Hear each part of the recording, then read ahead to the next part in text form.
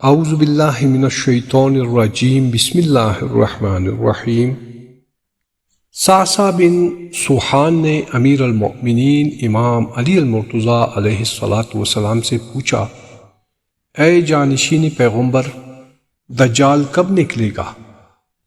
امام علی مرتضیٰ علیہ السلام نے فرمایا، یاد رکھو اس کے نکلنے کی نشانی یہ ہے کہ لوگ نماز کو کھو دیں گے، امانت ضائع کریں گے، جھوٹ کو حلال سمجھیں گے، سود کھائیں گے، رشتوں کو توڑیں گے، خواہشات کی پیروی کریں گے اور خون بہانے کو معمولی بات سمجھیں گے۔ اس وقت صبر کو کمزوری سمجھا جائے گا، ظلم کو قابل فخر سمجھا جائے گا، حکمران فاجر و بدکار ہوں گے، وزراء ظالم ہوں گے، شہر کے داروغے خیانت کار ہوں گے، قاری فاسق ہوں گے، جھوٹی گواہیاں پیش کی جائے گی، بدکاری، بہتان ترازی، گناہ اور سرکشی اعلانیہ طور پر کی جائے گی۔ قرآن مجید کے نسخوں کی سونے سے آرائش کی جائے گی اور مساجد کو بھی سونے سے سجایا جائے گا۔ ان کے مینار بہت بلند کیے جائیں گے، برے لوگوں کو عزت دی جائے گی۔ مساجد میں صفیں بری ہوں گی مگر خواہشات مختلف ہوں گی۔ وعدے توڑ دیے جائیں گے، وعدے کا وقت قریب ہو جائے گا۔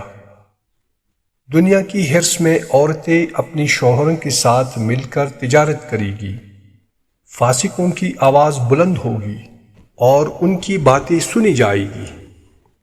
گھٹیا ترین شخص لوگوں کا سردار ہوگا، فاجر کے شر سے بچنے کے لیے لوگ اس سے ڈریں گے، جھوٹے کو سچا مانا جائے گا، خیانت کار کو امین بنایا جائے گا، گانے بجانے والیاں اور آلات لہو لعب لیے جائیں گے۔ اس امت کے بعد میں آنے والے پہلے آنے والوں پر لعنت کریں گے۔ عورتیں گھوڑوں کی زین پر سوار ہوں گی، عورتیں مردوں کے مشابہ ہوں گی اور مرد عورتوں کے مشابہ۔ عدالت میں لوگ بن مانگے گواہی دیں گے اور کچھ لوگ اپنے دوستوں کے حق میں گواہی دیں گے اور حق و صداقت کی رعایت نہ کریں گے۔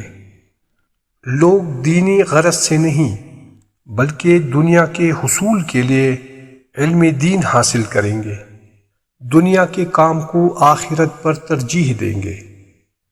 بھیڑیوں کے دلوں پر بھیڑوں کی کال چڑھا دیں گے، یعنی لوگ بزدل ہو جائیں گے اور ان کے دل مردار سے زیادہ بدبودار اور صبر سے زیادہ تلخ ہو جائیں گے۔ تو اس وقت سبقت کرنا، جلدی کرنا۔